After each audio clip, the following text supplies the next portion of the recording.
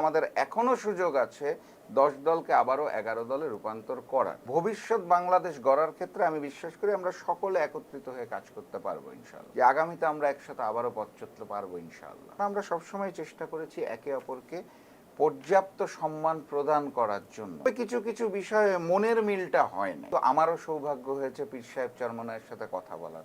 আগের দিন রাতের বেলাও মামুনুল হকের অফিসে বসে বৈঠক করেছিলাম, সেখানেও আলোচনা হচ্ছিল, আলোচনার অগ্রগতি হচ্ছিল। নেতা কর্মীর চাপ, প্রেশার সবকিছু মিলিয়ে সমঝোতাটা চূড়ান্ত পর্যায়ে যেয়ে পৌঁছাতে পারেনি। সর্বশেষ সমঝোতার টেবিলে আন্ডারস্ট্যান্ডিংটা প্রপারলি হয় নাই, এটাই মূল কারণ। আপনি জানেন যে 7টি দল একত্রিত হয়ে আন্দোলন সংগ্রামে লিপ্ত হয়েছিলাম, পরবর্তীতে বিডিপি যোগদান করে এটা 8 দল হয় এবং নমিনেশন পেপার সাবমিটের ঠিক পূর্ব মুহূর্তে আরও 3টি দল এসে আমাদের সাথে যোগদান করে। একটি হচ্ছে এনসিপি, একটা হচ্ছে এলডিপি, আর একটা হচ্ছে এবি পার্টি। তখন এই 8 দল 11 দলে রূপান্তর হয় এবং আসন সমঝোতার টেবিলে যখন আমরা 11 দলের শীর্ষ নেতৃবৃন্দ বসেছি, লিয়াজো কমিটির নেতৃবৃন্দ বসেছি, আমরা দফায় দফায় আলোচনা করেছি, 300 আসন বন্টন নিয়ে বিভিন্ন রকমের আলোচনা হয়েছে আমাদের মধ্যে। সর্বশেষ প্রক্রিয়ায় আপনি জানেন যে 2 দিন আগে আমরা প্রেস কনফারেন্সের মাধ্যমে 253টি আসন ঘোষণা করেছি এবং তখন পর্যন্ত আমিরে জামাত ডক্টর শফিকুর রহমান যেটা বলছিলেন সেটা হচ্ছে যে উনি আশা করেন যে ইসলামী আন্দোলন বাংলাদেশ আমাদের সাথে সংযুক্ত হবে।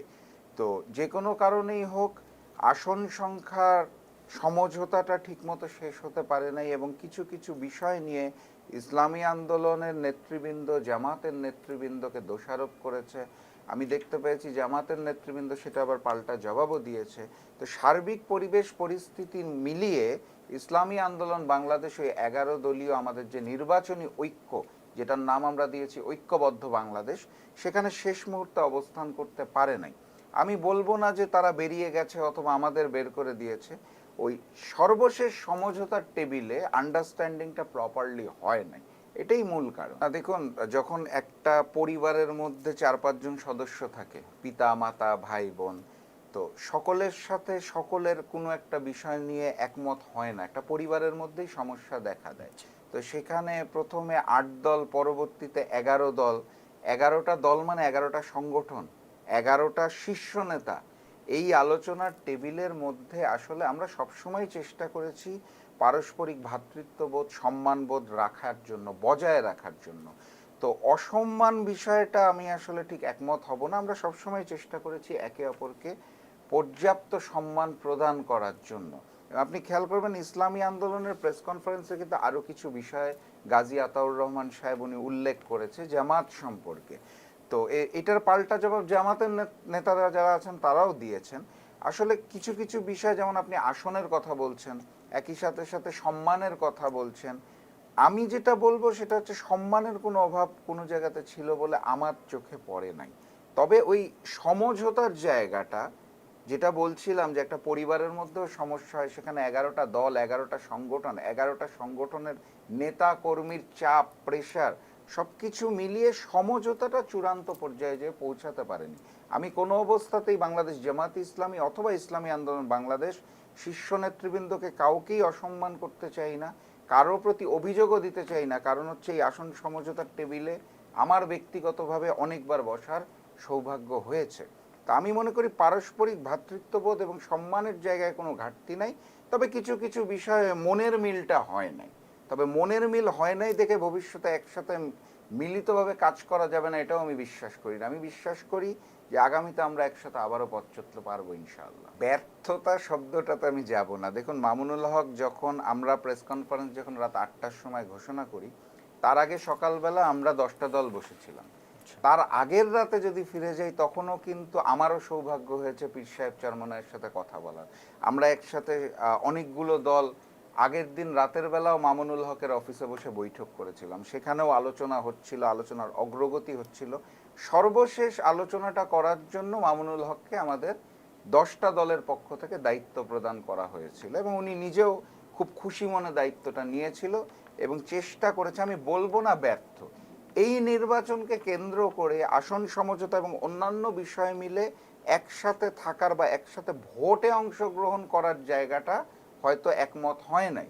কিন্তু আমি বিশ্বাস করি, যেটা বারবার বলছি, ভবিষ্যৎ বাংলাদেশ গড়ার ক্ষেত্রে আমি বিশ্বাস করি আমরা সকলে একত্রিত হয়ে কাজ করতে পারবো ইনশাআল্লাহ। দেখুন, ওয়ান বক্স পলিসি যেটা ছিল সেটা হচ্ছে একটা নির্বাচনী আসনে আমাদের যে দলগুলো আছে সেখান থেকে একজন প্রার্থী থাকবে, বাকি সবাই তাকে সমর্থন দিবে। এই নীতিটার কথা যদি বলেন তাহলে এই ত্রয়োদশ জাতীয় নির্বাচনে ওয়ান বক্স পলিসির জায়গাটা এই মুহূর্তে 10 দল মিলে করছে। ইসলামী আন্দোলন আসলে এই মুহূর্তে এই নির্বাচনটার ক্ষেত্রে ওয়ান বক্স পলিসিতে আর থাকার সুযোগ আছে বলে আমি মনে করছি না, যেহেতু তারা একক দল হিসাবে নির্বাচনে অংশগ্রহণ করছেন more than 276 out of 300। So ওই জায়গাটার থেকে ওয়ান বক্স পলিসি টার্মটার কথা যদি বলেন তাহলে ওটা ইসলামী আন্দোলনের ক্ষেত্রে এই মুহূর্তে প্রযোজ্য নয়। আমি ওটার কথা বলছি না, আমি বলছি ভবিষ্যৎ বাংলাদেশ গড়ার। দীর্ঘদিন ধরে রাজপথে একসাথে ছিলাম, সেটা মিছিল হোক, মিটিং হোক, মানববন্ধন হোক, স্মারকলিপি প্রদান করা হোক, বিভাগীয় সমাবেশ, আমাদের মধ্যে একটা আন্ডারস্ট্যান্ডিং গড়ে উঠেছে। পরবর্তীতে 8 যখন 11 হয়, সেই 11-র আসন বন্টন এবং অন্যান্য জিনিস নিয়ে নানাবিধ সমস্যার সূত্রপাত হয় এবং যেখান থেকে ইসলামী আন্দোলন এই মুহূর্তে আমাদের 11 দলের মধ্যে নাই, যেটা 10 দলে রূপান্তর হয়েছে। কিন্তু ইসলামী আন্দোলনের নেতাদের সাথে আমাদের নেতৃবৃন্দর, আমি পরবর্তী 3 দল বলবো না, যখন আমরা 8 দল ছিলাম, এই 7 দলের নেতৃবৃন্দের সাথে ইসলামী আন্দোলনের নেতৃবৃন্দর অত্যন্ত সুন্দর পারস্পরিক বোঝাপড়া আছে। তো যেটা জুবায়ের ভাই বলেছেন জামাত নেতা যে ফিরে আসতে পারে, আমি এটাকে স্বাগত জানাই। আমি মনে করি যে কোনো মুহূর্তে আমাদের এখনো সুযোগ আছে 10 দলকে আবারও 11 দলে রূপান্তর করার। এবং সাথে এটাও বলতে চাই, সেটা হচ্ছে কোনো কারণে যদি এটা আমরা সম্পন্ন করতে নাও পারি, তাও আমি বিশ্বাস করি যে ভোটের পরে আমিরে জামাত যেভাবে বলেছে, পীর সাহেব চরমনাই যেভাবে বলেছে যে আমরা একসাথে দেশ গড়তে চাই, দেশ গড়ার ক্ষেত্রেও একসাথে কাজ করার সুযোগের দরজাটা কিন্তু বন্ধ হয় নাই।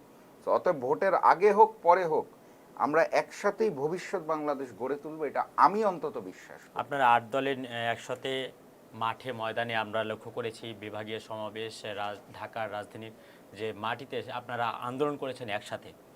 নির্বাচনের সময় আপনারা একসাথে হতে পারেন নাই। সংসদে আসনে গিয়ে সংসদ সদস্য যখন পূর্ণাঙ্গভাবে গঠন হবে, তখন কি একসাথে সম্ভব কাজ করা? না, দেখুন, যদি আপনি শুধুমাত্র সংসদকে বেস করে দেশ গড়ার কথা বলেন তাহলে আমি একমত না। আমি যদি আমার কথা বলি, যখন আসন সমঝোতায় 300 আসন ঠিকঠাক মতো বন্টন করা যাচ্ছে না, তখন আমি রাশেদ প্রধান জাকপার পক্ষ থেকে ওই টেবিলে দাঁড়িয়ে সর্বপ্রথম বলেছিলাম আমরা কেউ সন্তুষ্ট হতে পারছি না, আমি সন্তুষ্ট হতে চাই। আমি জাকপার পক্ষ থেকে বলছি আমরা আমাদের জাকপার আসন ছেড়ে দিলাম, আমরা জাতীয় নির্বাচনে অংশগ্রহণ করব না, আপনাদের ঐক্যটা এক রাখুন, আমরা একসাথে দেশ গড়তে চাই, এটাই তো মূল টার্গেট। মূল টার্গেট কিন্তু একটা আসন না, 151টি আসন মিনিমাম। তো এখন দেখেন রাশেদ প্রধান জাতীয় নির্বাচনে অংশগ্রহণ করবে না, তার মানে রাশেদ প্রধান জাতীয় সংসদে যাবে না। এর অর্থ এই নয় যে রাশেদ প্রধান অথবা জাকপা 11 দলের সাথে অথবা 10 দলের সাথে দেশ গড়ার ক্ষেত্রে কাজ করতে পারবে না।